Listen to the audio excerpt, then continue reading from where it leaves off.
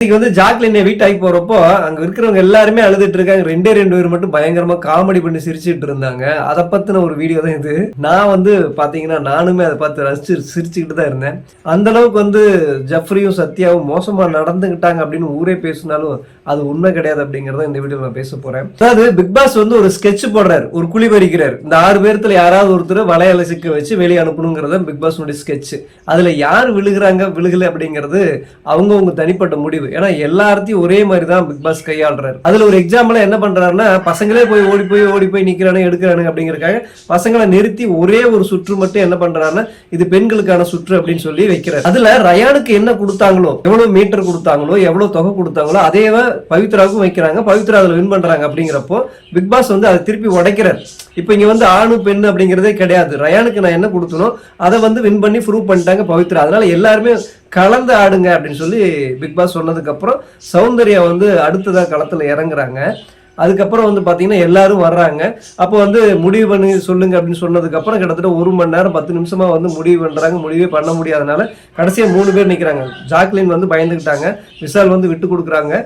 Pavithra win பண்ணதுனால போட்டியிலே கலந்துக்கலாம். அந்த 5 பேர்த்துல வந்து விஷால் விட்டு கொடுத்துட்டாங்க, ஜாக்லின் பயந்துக்கிட்டாங்க இல்லையா. இப்போ வந்து ரயானும் முத்தும் சௌந்தர்யம் இருக்கிறப்போ இவங்க 2 பேரும் நின்றுட்டே இருக்கிறப்போ, சரி நீங்க முடிவே பண்ண மாட்டீங்க, நானே முடிவு பண்ணிக்கிறேன். ஏன்னா இந்த டாஸ்க் அறிவிச்ச உடனே நான் முன்னாடி செய்யறேன் அப்படின்னு சொன்னது சௌந்தர்யா அப்படின்னு சொல்லி சொன்னாங்க இல்லையா. இதை வந்து ஜாக்லினுக்கு சப்போர்ட்டரா இருக்கிறவங்க எல்லாம் வந்து பாத்தீங்கன்னா பிக் பாஸ் வந்து வேணும்னே ஜாக்லின் வச்சு செஞ்சுட்டாங்க.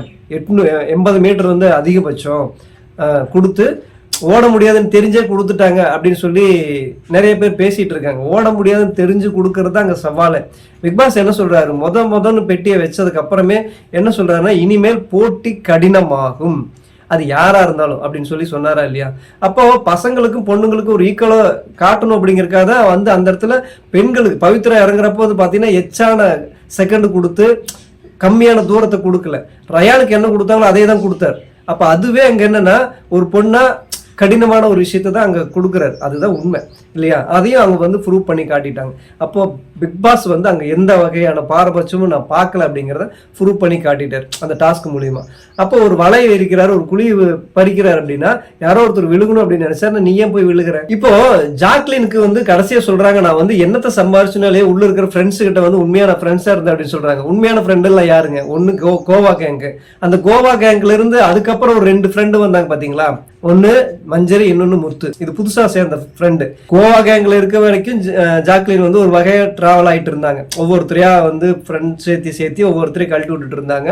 அதுல ஜெஃப்ரி எல்லாம் முக்கியமான. ஜெஃப்ரிக்கெல்லாம் வந்து உண்மையாவே ஒரு நல்ல ஃப்ரெண்டா ஜாக்லின் இல்லை. ஏன்னா ஜெஃப்ரி வெளியே போறப்ப கூட வந்து ஜாக்லின் கிட்ட தான் சொல்லியிருப்பாங்க, இந்த மாதிரியான சில விஷயங்கள்லாம் வந்து என்கிட்ட சொல்லியிருந்தீங்கன்னா நானே திருத்தி இருந்திருப்பேன் அப்படின்னு. ஏன்னா ஜெஃப்ரிக்கு வந்து பாவம் பார்த்துட்டு நாமினேஷன் ஃப்ரீ பாஸ் கொடுத்துட்டாங்க அப்படின்னு சொல்லி தாங்கிக்கவே முடியாம இருந்த ஆள்ல வந்து ஜாக்லின் ரொம்ப ரொம்ப முக்கியமான பாஸ் கொடுத்தது வந்து அதாவது ரயானுக்கு பாஸ் கொடுத்ததும் சரி, ஜெஃப்ரிக்கு பாஸ் கொடுத்ததும் சரி, ஒத்துக்காம மனசுக்குள்ள அங்கலாப்பப்பட்டுக்கிட்டு இருந்தது ஜாக்லின் வந்து ரொம்ப ரொம்ப முக்கியமான ஆள் இல்லையா. அதை விட சத்யா வந்து பர்சனலா ஒரு விஷயத்த தாக்கியிருப்பாங்க. அது என்னங்கிற விஷயம் எனக்கு சரியா தெரியல, தெரிஞ்சா கமெண்ட் பண்ணுங்க. அந்த மாதிரி பர்சனலா வந்து தாக்கியிருப்பாங்க சத்யாவை. இப்போ இவங்க 2 பேருமே வந்து மனசளவுல ரொம்ப காயப்பட்டிருப்பாங்க இல்லையா. ஜெஃப்ரியும் சரி சத்யாவும் சரி ஜாக்லினால மனசளவுல காயப்பட்டிருப்பாங்க. சத்யாவை பர்சனலா மனசளவுல காயப்படுத்தினது 2 பேர். ஒன்னு முத்து, இன்னொன்னு ஜாக்லின். இப்படி மனசளவுல காயப்படுத்தினவங்க வெளியே போனதுக்காக கொண்டாடுறாங்க அப்படின்னா அது தப்பே கிடையாது. அந்த வகையில் அவங்க 2 பேரும் கொண்டாடினாங்கன்னா அதுவும் இல்லை. அதை பத்தி அப்புறமா பேசுவோம். இப்ப திருப்பி வந்து அந்த ஃப்ரெண்ட்ஷிப்புக்கு வரேன். இப்போ யாரெல்லாம் ஃப்ரெண்டு ஜாக்லினுக்கு, கோவா கேங் ஒண்ணு, அடுத்த புதுசா முளைச்ச 2 ஃப்ரெண்டு மஞ்சரி, முத்து. இந்த ஃப்ரெண்ட்ஸ் எல்லாம் உண்மையாவே அழுதாங்களா? நான் நிஜமாவே கேள்வி கேட்கிறேன். கோவா கேங்ல இருந்தவங்களும் அழுதாங்களா? புதுசா சேர்ந்து இருக்கிற ஃப்ரெண்ட்ஸும் அழுதாங்களா? உண்மையை சொல்லுங்க. கோவா கேங்ல இருந்தது யாரெல்லாம்? ஜெஃப்ரி அழுகல, ரயானும் அழுகல, சௌந்தர்யா பெருசா அழுத மாதிரி எனக்கு தெரியல. ஏன்னா ஜெஃப்ரி போனப்போ சௌந்தர்யா அழுது ஃபீல் பண்ண மாதிரி கூட ஜாக்லின் போனப்போ ரொம்ப ஃபீல் பண்ணி அழுதுதான் நான் சௌந்தர்யா கிட்ட பார்க்கல. அப்புறம் எங்க ஃப்ரெண்ட்ஷிப் ஜாக்லினுக்கு போச்சா? புதுசா முளைச்ச ஃப்ரெண்ட் 2 பேர் இருக்காங்க பாத்தீங்களா, இவங்க தான் முதுகுல குத்துனார். ஒன்னு மஞ்சரி, இன்னொன்னு முத்து. உண்மையான ஃப்ரெண்டா இருந்தது வந்து ரயான் தான், சௌந்தர்யாவுக்கும் சரி ஜாக்லினுக்கும் சரி. ஏன்னா இவங்க 2 பேருமே விளையாட கூடாது, எப்படியாவது இவங்க விளையாண்டாங்கன்னா தோத்துருவாங்க அப்படின்னே போய் ஒவ்வொரு தடவையும் டாஸ்க்ல போய் நான் விளையாடுறேன் நின்னா. ரயான் வந்து அவனுக்காக நிக்கல, சௌந்தர்யாவுக்காகவும் ஜாக்லினுக்காகவும் இவங்க 2 பேரும் போனாங்கன்னா தோத்துருவாங்க, அதுக்காக நம்ம போகணும் அப்படிங்கறதுக்காகவே மல்லு கட்டிட்டு நின்ன ரயான். இது ஃப்ரெண்ட்ஷிப். ஆனா முத்து வந்து பாத்தீங்க அப்படின்னா ஜாக்லின் கிட்ட வந்து ஒத்துக்கிட்டதுக்கு அப்புறம் வந்து பாத்தீங்கன்னா ஏய் யாருமே வந்து முடியாதுன்னு சொல்லிடாதீங்க அப்படின்னு அங்க ஏத்தி விட்டான். மஞ்சரி அதுக்கு மேல பயங்கரமான ஃப்ரெண்டு, முதுகுல குத்துற ஃப்ரெண்டு. ஏதாவது மஞ்சரி உள்ள வந்தோடனே அது வந்து எபிசோட்ல கட் பண்ணிட்டாங்க. லைவ்ல வந்து பாத்தீங்கன்னா முத்து கிட்ட போய் திட்டுவாங்க, ஏய் நீ எல்லாத்துலயும் நீ ஜெயிச்சிட்டியா, நீ எனக்கு சும்மா முந்திரி கோட்டையான ஓடிட்டே இருக்கு. முந்திரி கோட்டைங்கிற வார்த்தை யூஸ் பண்ணல, அந்த மாதிரி போய் ஓடி போய் எடுத்துட்டு இருக்க, அது மாதிரி நீ பண்ணாத அப்படிங்கறத மறைமுகமா வந்து அங்க கண்டிச்சிருப்பாங்க. அது உண்மையான ஃப்ரெண்ட்ஷிப். ஏன்னா ஒருவேளை நீ எடுக்க முடியாம போயிடுச்சு அப்படின்னா நீ வந்து ஜெயிக்க முடியாம போயிடும் அப்படிங்கிற ஆதங்கத்துல சொன்னாங்க பாத்தீங்களா. ரயான் வந்து ஜாக்லின் சொன்ன அதே வார்த்தைய மறைமுகமா முத்துக்கிட்ட போன உடனே எச்சரிக்கை பண்ணிருப்பாங்க, நீ வந்து எதுக்கு இது மாதிரி பண்ணிட்டு இருக்க, தயவு செஞ்சு விடு, அடுத்த தடவை பார்த்து யோசிச்சு பண்ணு அப்படின்னு சொன்ன அந்த மஞ்சரி ஜாக்லின் வந்து இந்த மாதிரி டாஸ்க் பண்றேன்னு சொன்னப்ப வந்து நீ போய் எடுக்காத, வேண்டாம், முடியாதுன்னு சொல்லவே இல்லை. அப்ப நீங்க சொல்லுங்க, மஞ்சரி உண்மையான ஃப்ரெண்டா? மஞ்சரி என்ன பண்றாங்க அப்படின்னா மோட்டிவேஷன் பண்றாங்க.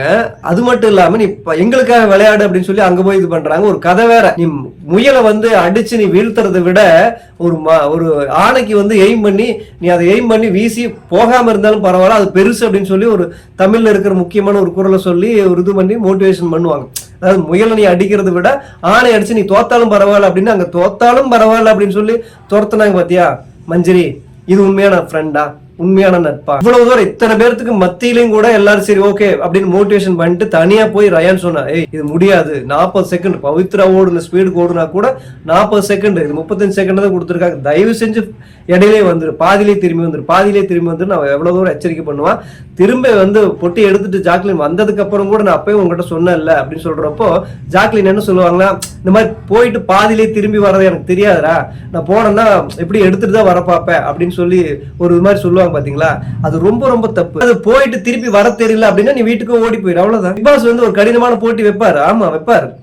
அங்க யாருக்கு பாரபட்சம் வைக்கல, எல்லாத்துக்கும் பிக் பாஸ் சொல்றது என்னன்னா, நீங்க போய் பொட்டி எடுத்துட்டு வந்தா அந்த பெட்டிக்கு சொந்தக்காரங்க, நீங்க உள்ளுக்குள்ள வந்து அந்த போட்டியை நீங்க தொடரலாம்.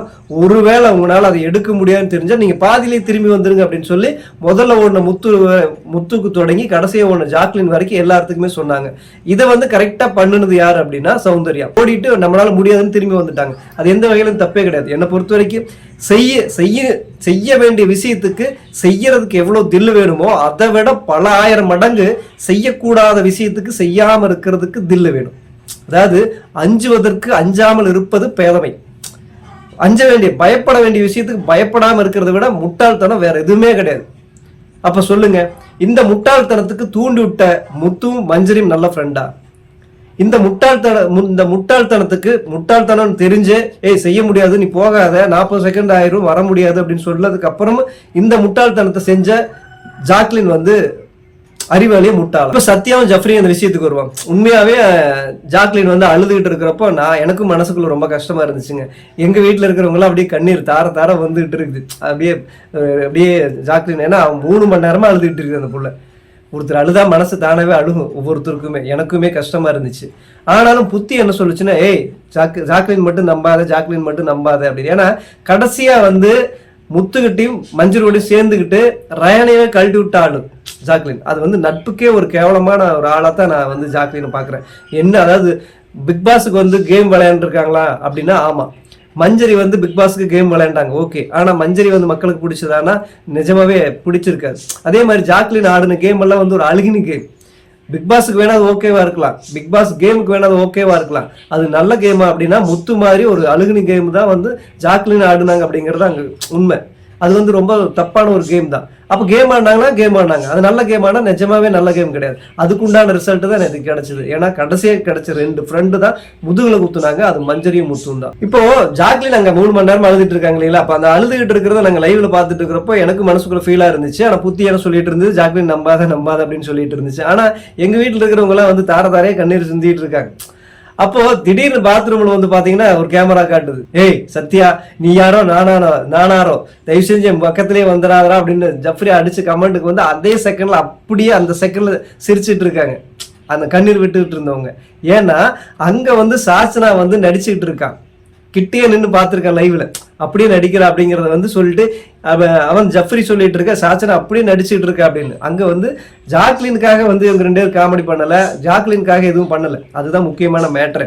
ஜாக்லினுக்காக அவங்க கொண்டாடவும் இல்லை, அதுதான் அங்க முக்கியமான மேட்ரு. ஆனா ஜாக்லின் முன்னாடி எல்லாருமே நடிக்கிறாங்களே அப்படிங்கிறதுக்காக தான் வந்து ஜஃப்ரியும் சத்யாவும் பண்ணாங்க. இப்போ சாச்சனா வந்து தெரிஞ்சே வேணும்னு நடிக்கிறா, அவன் அழுகையே வரல, நான் அழுகிறா, இப்படா இப்படி நடிக்க முடியுதுன்னு சொன்னோன்னே சத்யா வந்து அங்க எல்லாருமே நடிக்கிறாங்கடா, எப்படா இப்படி அப்பட்டமா நடிக்கிறாங்க. ஒரு சிலர் உண்மையா அழுகுறாங்க, அதெல்லாம் ஓகே. ஆனா எல்லாரும் எப்படி இப்படி நடிக்கிறாங்க கண்ணு முன்னாடியே என்னால பார்த்துட்டு இருக்க முடியும்னு அவன் சிரிக்கிறான். அந்த இடத்துல வந்து பாத்தீங்கன்னா லைவ்ல எபிசோட்ல வந்து காட்டல, லைவ்ல வந்து முத்துவு காட்டினாங்க.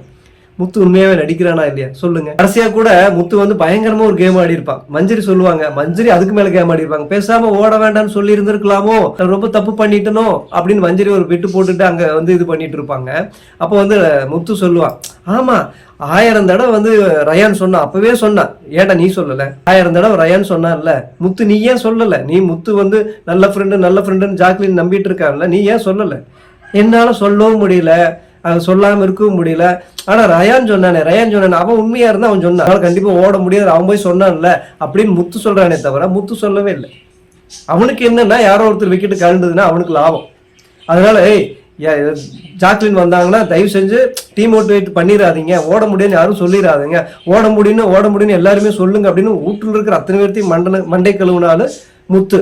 மஞ்சரி அதுக்கு மேல பயங்கர ஆக்டிங். இந்த மாதிரி முயலை நீ வந்து அடிச்சு வீழ்த்துறதை விட ஆணையை வந்து நீ அடிக்காம அதை பார்த்து அம்பு எய்கிறதே பெருசு, நீ தோத்தாலும் பரவாயில்ல ஓடு அப்படின்னு சொல்லி அங்க ஏத்தி விட்டு ஓடக்கூடாதுன்னு சொல்லி இருந்திருக்கலாமோ அப்படின்னு இங்க பேசுறாங்க. அப்படின்னா இது உண்மையான நட்பா? உண்மையான நட்பு நாங்க ஒருத்தர் இருந்தா அப்படின்னா அது ரயான் மட்டும்தான். நான் சௌந்தர்யா கூட சொல்ல மாட்டேன். அங்க சௌந்தர்யாவெல்லாம் வந்து ஆரம்பத்துல இருந்து ஜாக்லின் நம்பல. சௌந்தர்யா வந்து உண்மையான நட்பா ஜாக்லின் இருந்தாங்களா அப்படின்னா நிஜமாவே கிடையாதுங்கிறது நான் சொல்லுவேன். ஜஃப்ரியும் வந்து இடையில கலந்துக்கிட்டா, நம்பிட்டு இருந்தா ஜாக்லினை, இடையில கலந்துக்கிட்டா. அங்க ஒருத்தர் அவன் உண்மையான நட்பா இருந்த ரயானே வந்து பாத்தீங்க அப்படின்னா அழுகல. அருண் வந்து வெளியே போறப்போ அழ வச்சுட்டான் என்னைய, நான் இந்த வீட்லயே இது வரைக்கும் யாருக்காக அழுகல, அருண் போறப்போ எனக்கு அழுக வந்துருச்சு அப்படின்னு சொல்லி ஜாக்லின் சொல்லிட்டு இருக்கிறப்போ, நான் போன நீ அழுவே அப்படின்னா அது எனக்கு தெரியல, அதெல்லாம் ஒரு ஃபீல் அப்படின்னு சொல்லி ஜாக்லின்கிட்ட ரயான் சொல்லுவார், நீ அழுகலினா கண்ணுக்குள்ள மிளகாத்தூள் போட்டுரு அப்படின்னு சொல்லி ஜாக்லின் வந்து கிண்டலாம் பேசுவாங்க. நீ என்ன பண்ணாலும் அதெல்லாம் ஒரு ஃபீல், அது தானா வரணும், அழுகைங்கிறது அதுவா வரணும் அப்படின்னு அங்கேயே சொல்லியிருப்பான். இப்போ ஜாக்லின் வெளியே போறப்போ உண்மையாவே கல்லு மாதிரி தான் நிற்பான், அழுகையே அவனுக்கு வரல. ஏன்னா அவனுக்கு இருந்ததெல்லாம் ஒரு ஆதங்கம், ஒரு கோபம், நம்ம சொன்னமே கேட்கலங்கிற கோபமே வந்ததை தவிர அவன் மேல உண்மையான அந்த அன்போ அந்த இறக்கமோ அந்த அழுகையும் வரல. அருண் மேல வச்சிருந்த அந்த அன்பும் அந்த அழுகையும் அந்த பாசமும் ஜாக்லின் மேல ரயானுக்கு வரல. ஏன்னா அந்த மாதிரி கடைசியா, ஏன்னா ஆரம்பத்துல இருந்து ஒரு பழகுனது வந்து ஜாக்லின் ரயானோட, ஆனா கடைசியா ஒரு வாரத்துக்குள்ளதான் அருண் வந்து ரயான் கிட்ட பழகினான். அந்த தருணத்துல கூட அவனுடைய மனசை புரிஞ்சுக்கிட்டு அவன் வெளியே போறப்போ தாங்க முடியாம அவன் அழுதான், ரொம்ப ஃபீல் பண்ணி அழுதான் ரயான். ஆனா ரொம்ப நாள் கூடவே இருந்துட்டு இருந்த ஜாக்லின் மேல அழுக வரல அப்படின்னா அந்த அளவுக்கு வந்து ஜாக்லின் பழகிருக்காங்கன்னு தான் அர்த்தம். உண்மையாவே ஜாக்லின் வெளியே போனதுக்கு மனசார யாருமே அழுதுருக்க மாட்டாங்க. ஒருவேளை அழுது இருந்தா அது பவித்ராவா மட்டும்தான் இருக்கும், வேற யாருமே என்ன சொல்ற கோவா கேங்கும் அழுகல. மற்றபடி புதுசா சேர்ந்த 2 கேங்கு கடைசியா அவங்கனாலதான் ஜாக்லினே வெளியே போனதுக்கு முக்கியமான காரணமே வேற யாருமே கிடையாது. பிக் பாஸோ இன்னும் சரியா சொல்ல போனா ஜாக்லினே கூட கிடையாது. அவங்க தடுத்து இருந்திருக்கணும், மஞ்சரியும் சரி முத்துவும் சரி தடுத்து இருந்திருக்கணும். என்னவா இருந்தாலும் சரி, இது பிக் பாஸ் நமக்கா போட்டு வச்சிருக்கிற வடை, ஓடிராத ஓடினாலும் திரும்ப வந்துடும் சொல்லியிருந்தா மட்டும்தான் அவங்க உண்மையான நண்பர்கள். ஆனா எப்ப செங்கல் டாஸ்க்ல வந்து முத்துவோடையும் மஞ்சரியோடையும் ஜாக்லின் சேர்ந்தாங்களோ அன்னைக்கே அவங்க அவுட்டு. ஜாக்லின் அன்னைக்கே முடிஞ்சாங்க, அதுதான் உண்மை. அதுக்கப்புறம் தான் வந்து பாத்தீங்கன்னா எல்லா வகையிலும் ஜஃப்ரியும் ரயான்கிட்டையும் ஆப்போசிட்டா திரும்ப ஆரம்பிச்சிட்டாங்க. அதுதான் இன்னைக்கு வந்து அதனுடைய வினை தான் இன்னைக்கு ஜாக்லின் வந்து வெளியேறதுக்கு முக்கியமான காரணம். அவங்க விதைச்சதுக்கு அவங்க அறுவடை பண்ணிட்டு போயிட்டாங்க. ஜாக்லின் வந்து ஒரு நல்ல ஃப்ரெண்டா இருந்த சௌந்தர்யாகிட்டையும் சரி, ரயான்கிட்டையும் சரி, ஜஃப்ரிகிட்டையும் சரி முதுகுல குத்துனாங்க, மஞ்சரியோடையும் முத்துவோடையும் சேர்ந்துக்கிட்டு. அதனால அதே மஞ்சரியும் அதே முத்து ஜாக்லினுடைய முதுகுல நேரடியா வந்து நீ ஓடு தோத்தாலும் பரவாயில்லன்னு ஓட வச்சு அப்படி வீட்டுக்கு அனுப்பிச்சிட்டாங்க. அதுதான் உண்மை. இப்ப சொல்லுங்க, உண்மையான நண்பர்கள் யாரு? உண்மையாவே நண்பர்கள் இருந்தாங்க யாராவது ஜாக்லின் அழுதாங்களா இல்லையா? நிஜமாவே எனக்கு தெரியல. பர்சனலா சத்யாவை மனசளவுல காயப்படுத்தி இருக்கிறாங்க ஜாக்லின். அதே மாதிரி ஜஃப்ரியும் பர்சனலாக மனசளவு காயப்படுத்தி இருக்கிறாங்க ஜாக்லின். அதுக்காக அவங்க கொண்டாடலை. ஜாக்லின் முன்னாடி எல்லாரும் நடிக்கிறாங்களே அப்படிங்கிறதுக்காக தான் இவங்க 2 பேரும் சிரிச்சிட்டு இருந்தாங்க. அது போனதுக்கப்புறம் அவங்க ஜாலியாக இருந்தாங்க. அதுதான் உண்மை. ஏன்னா அது தேவையே இல்லை. அதாவது மனசுக்குள்ளே வந்து ஜாக்லின் கிடையாது. அதுக்காக வந்து அவள் போயிட்டாலே அப்படின்னு சொல்லி ஃபீல் பண்ணிட்டு இருக்க வேண்டிய அவசியம் கிடையாது. அவங்க ஜாலியாக இருந்தாங்க. அதனால என்னை பொறுத்த வரைக்கும் சத்யாவும் ஜஃப்ரியும் நடந்துக்கிட்டது எந்த வகையான தவறும் கிடையாது. எல்லா தவறும் ஜாக்லின் கிட்ட மட்டும்தான் இருக்குதான் நான் பார்க்குறேன்.